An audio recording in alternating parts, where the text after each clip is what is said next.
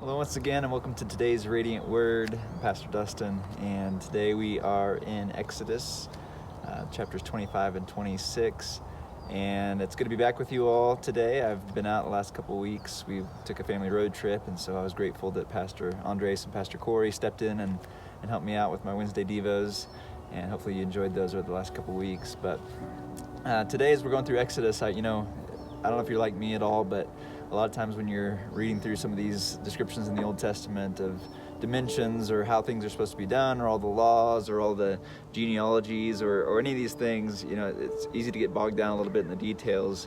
I think for me, though, the one big takeaway that I always kind of glean out of this, and something I just really felt impressed earlier on when I was reading through some of this stuff, was the fact that God is a God of order, that He likes things in order and gives things for a very specific purpose, and how things should be laid out, how things should function. And it's always for our good, always for the good of the Israelite people and how they were supposed to operate in that time in which they lived, and the world they found themselves as they were inhabiting a new land, and even as they were wandering around in the wilderness. And God's giving dimensions for His tabernacle and the tent that He would inhabit while they were traveling.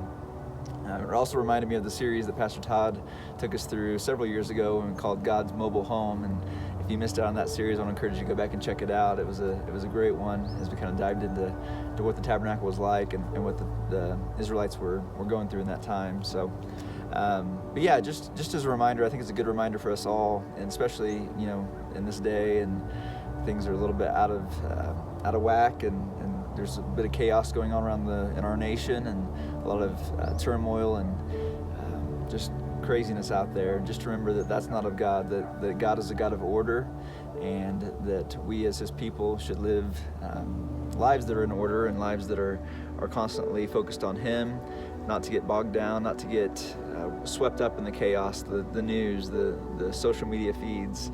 To put all that aside, keep your eyes fixed on God, because if you're feeling turmoil in your heart, or feeling just chaotic, or feeling like things are out of control, know that there's a great conductor who's conducting this train, and that He has the beginning to the end of time ordered and laid out, and we can put our trust and our faith in Him, knowing that He's faithful and that all His promises are true, and He's got us in His hands, that we are His children, and His intentions are for good for us. And so we can shine a light in this dark time. We can be an example to those who are maybe lost or feeling like things are out of control.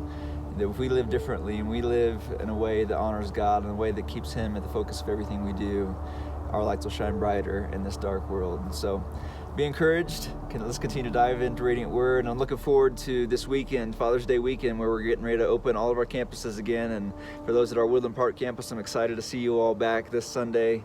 It's been a long time, but we're excited to have church again. Even though it might look a little different for a time being, it'll still be good to be in the house of God together. So I hope to see you then on this weekend. And for all the other campuses, make sure you get your reservations in. I know spots are filling up fast. Go to our website to do that. And we look forward to seeing you all at services this weekend. God bless.